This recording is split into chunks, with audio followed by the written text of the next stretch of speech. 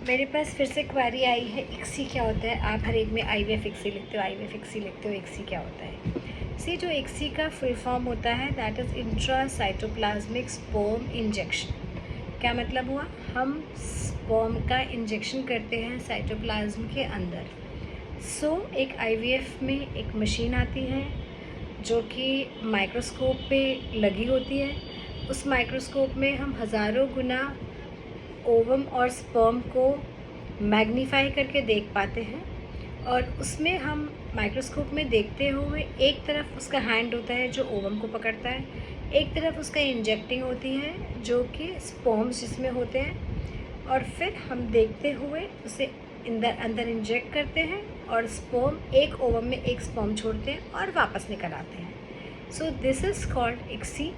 इसको करने का क्या फ़ायदा है, इसको करने का ये फ़ायदा है कि हमारा फर्टिलाइजेशन रेट बढ़ जाता है। सपोज़ हमने सिंपल एक जो नॉर्मल आईवीएफ होता है उसमें हम लोग क्या करते हैं, एग्स के साथ में थोड़े से स्पर्म्स रख देते हैं, एक पर्टिकुलर काउंट होता है वो हम रख देते हैं, and then we wait for fertilisation to occur naturally. ICSI में हमने क्या किया, उसको अंदर डाल दिया तो हमने फर्टिलाइजेशन कर दिया। सो हमारा जो फर्टिलाइजेशन रेट है वो आईवीएफ के कंपैरिजन में इक्सी का ज़्यादा होता है। ऑल्दो इसमें भी टू स्कूल्स ऑफ थॉट्स हैं।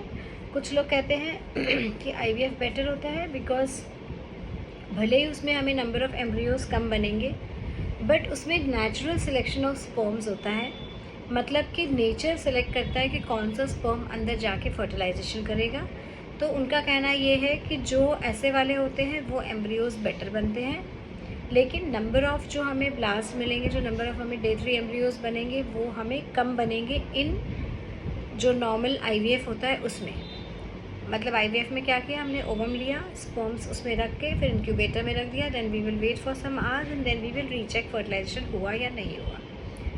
इक्सी में क्या होता है, इक्सी में हमने सीधे सीधे ओवम के अंदर ओवम को डिल्यूट करा, फिर हमने उसके अंदर इंजेक्ट कर दिया स्पर्म, और उसके बाद फिर हमने रख दिया इंक्यूबेटर में टू डेवलप। सो इसमें हमारा बस ये है कि हमें जो ह्यूमन आई को जो दिख रहा है बेस्ट एम्ब्रियो वो हम ले लेते हैं, उठा लेते हैं और उसे डाल देते हैं। It is not nature select नहीं कर रहा है, human I is selecting the sperm.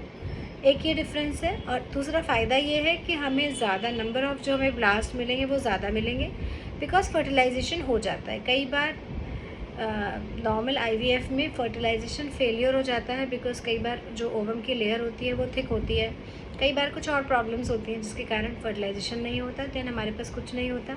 ICSI करने से हमें ये फ़ायदा होता है कि एटलीस्ट हमने फर्टिलाइजेशन इंश्योर कर लिया तो हमारे ब्लास्ट बन जाएंगे, फिर जैसे भी बनेंगे accordingly we will plan further. Thank you so much. मैं doctor Preeti, Laxman Seth hospital IVF centre Jhansi से।